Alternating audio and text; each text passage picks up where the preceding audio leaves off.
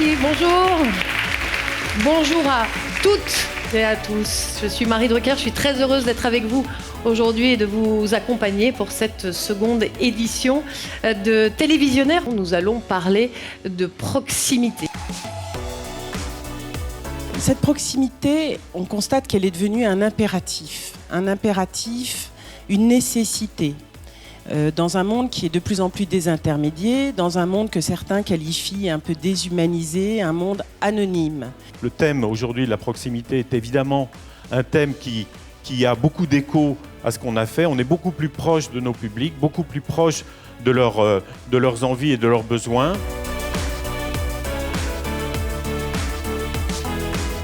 Je pense qu'on revient à ce qu'on disait tout à l'heure, c'est que la notion de proximité, elle se réinvente. Elle se réinvente par rapport aux attentes consommateurs, on en a parlé tout à l'heure, et elle se réinvente par rapport à ce que le digital apporte. En plus, ce qu'on observe, c'est que ce sont les marques proches des gens, fabriquées localement, les petites marques, les petits producteurs, les produits du terroir qui aujourd'hui font la différence. Bien évidemment, les digitales viennent en complément parce qu'on ne peut pas trop proposer un magasin et les digitales et la relation à distance, parfois, ils jouent un rôle clé des proximités. Cette proximité affective, elle va être faite d'attention très forte, d'attention sincère portée aux clients.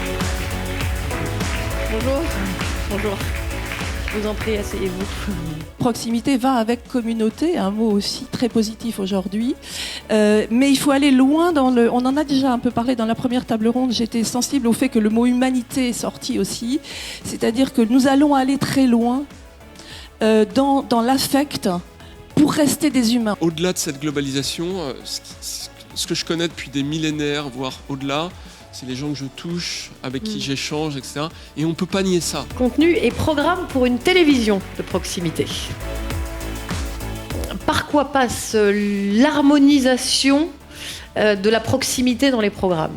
Le public n'est pas forcément très urbain, en fait. Donc, si on veut les concerner, parce que la proximité, c'est aussi concerner, il faut leur parler d'eux-mêmes. Et on ne peut pas se cantonner à rester toujours dans des thématiques qui sont spécialement urbaines. Jamais pour Netflix, l'ultra-local, c'est Châteauroux, Toulouse, Bordeaux, Lyon, Marseille et les villes périphériques.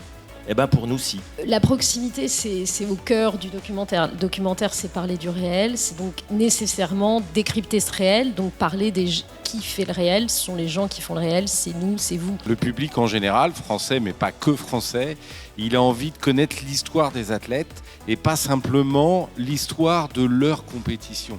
C'est une première forme de proximité. La pub doit elle aussi se réinventer.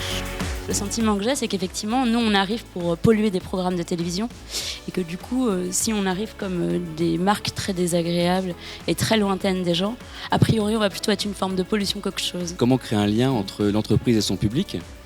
Et évidemment, là-dedans, la pub a un rôle.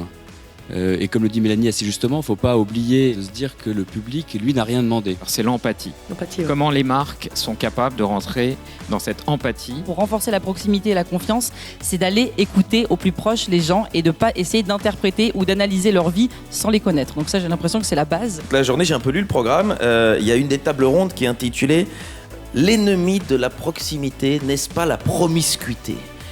J'ai trouvé ça ouf, je me suis dit on est sur France Télé, j'ose pas imaginer le contenu des journées thématiques d'Arte. L'absence de récurrence du téléspectateur de danse contemporaine n'est-elle pas une mise en abîme kantienne du monde moderne ? Waouh, attention, hein, prenez du Dafalgan. Merci beaucoup à toutes et à tous et j'espère très sincèrement à l'année prochaine.